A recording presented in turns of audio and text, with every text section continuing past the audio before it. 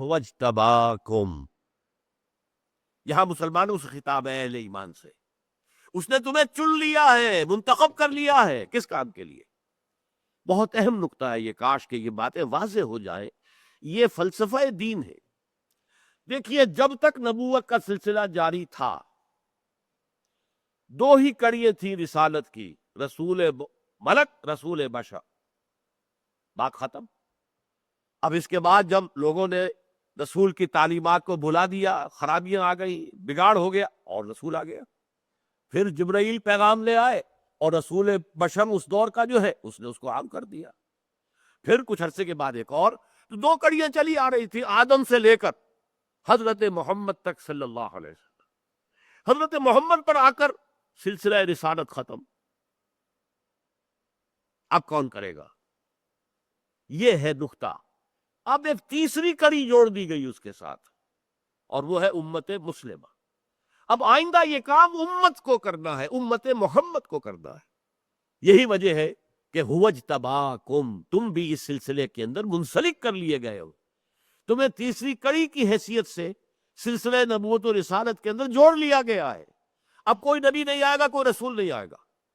تمہارا کام ہوگا یہ کہ جو ہدایت کامل ہو گئی ہے قرآن مجید میں، اسے عام کرو، پھیلاؤ، ایک ایک فرد نوع بشر تک پہنچاؤ۔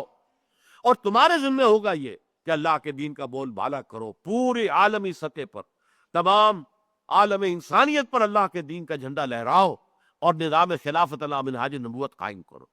تو تم گویا کہ اب اپنے اس نصیب پر فخر کرو۔ آپ کو معلوم ہے کہ اگر کسی ملازم کی جو ترقی ہو جائے، سلیکشن گریڈ میں آ گئے، اب آپ جا کے اس کو مبارکباد دیتے کہ نہیں؟ اس اعتبار سے یہ امت محمد صلی اللہ علیہ وسلم اس سلیکشن گریڈ میں آ گئی کہ اب اس کی حیثیت صرف امت کی نہیں ہے، یہ سلسلہ رسالت کی کڑی بن گئی ہے۔ یہی وجہ ہے کہ آخری آیت میں الفاظ آئے، لِيَكُونَ الرَّسُولُ شَهِيدًا عَلَيْكُمْ وَتَكُونُوا شُهَدَاءَ عَلَى النَّاسِ، تاکہ رسول تو گواہ بن جائے تم پر، اور تم گواہی دو پوری نوع انسانی کے اوپر۔ لہذا سلسلہ رسالت اب جو ہے تین کڑیوں پر ہے۔ اللہ سے لائے جبرائیل، جبرائیل نے پہنچایا محمد کو صلی اللہ علیہ وسلم، محمد نے پہنچایا امت کو، امت کے ذمہ ہے پوری نوع انسانی کو پہنچانا۔ اس لیے کہ وما ارسلناک الا کافۃ للناس بشیرا ونذیرا، اے محمد ہم نے نہیں بھیجا ہے آپ کو مگر پوری نوع انسانی کے لیے بشیر اور نذیر بنا کر۔ آپ صرف عرب کے لیے نہیں آئے، قریش کے لیے نہیں آئے، جزیرہ نماء عرب کے لیے نہیں آئے، آپ تو پورے عالم انسانیت کے لیے بھیجے گئے۔ قل یا ایھا الناس انی رسول اللہ الیکم جمیعا، کہہ دیجئے جنکے کی چوٹ، اے لوگوں میں تم سب کی طرف اللہ کا رسول بنا کر بھیجا گیا ہوں۔ اور آپ کا جو پہلا خطبہ ہمیں ملتا ہے اس میں یہی الفاظ ہے، انی لرسول اللہ الیکم خاصۃ والی الناس کافۃ، میں یقیناً اللہ کا رسول ہوں تمہاری طرف خاص طور پر، اور تمام نوع انسانی کی طرف عام طور پر۔ آپ کی بعثت خصوصی الی اہل العرب، ان میں سے اخص الخصوص قریش، ان میں سے بھی اخص بنو ہاشم جن میں سے خود محمد رسول اللہ تھے صلی اللہ علیہ وسلم، لیکن آپ کی بعثت عمومی پوری نوع انسانی کے لیے۔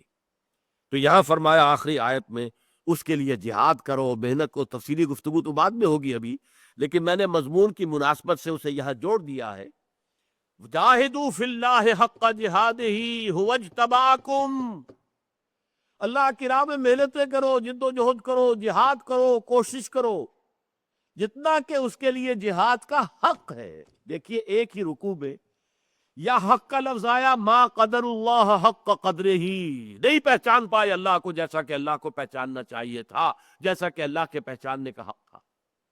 اور جاہدوا فی اللہ حق جہاد، جہاد کرو اللہ کی راہ میں جیسا کہ اس کے لیے جہاد کا حق ہے، جتنا اس کے لیے جہاد کا حق ہے۔ اور وہ کیوں؟ مبارک ہو تمہیں، تم سلیکٹ کر لیے گئے، تم سلسلہ رسالت کی کڑی بن گئے ہو، تم اب صرف عام قوم نہیں ہو، عام انسان نہیں ہو، عام جو ہے کوئی دنیا کے انسانوں کے ایک گروہ اور انبوہ نہیں ہو، تم اب ایک سلسلہ رسالت کی تیسری مستقل کڑی ہو، کہ پہلی کڑی جبرائیل، دوسری کڑی محمد صلی اللہ علیہ وسلم، تیسری کڑی امت۔ لِيَكُونَ الرَّسُولُ شَهِيدًا عَلَيْكُمْ وَتَكُونُوا شُهَدَاءَ عَلَى النَّاسِ، اور یہی مضمون پھر آیا ہے سورہ بقرہ کے اندر 17ویں رکوع میں، وَكَذَلِكَ جَعَلْنَاكُمْ أُمَّةً وَسَطًا لِتَكُونُوا شُهَدَاءَ عَلَى النَّاسِ وَيَكُونَ الرَّسُولُ عَلَيْكُمْ شَهِيدًا، وہی مضمون۔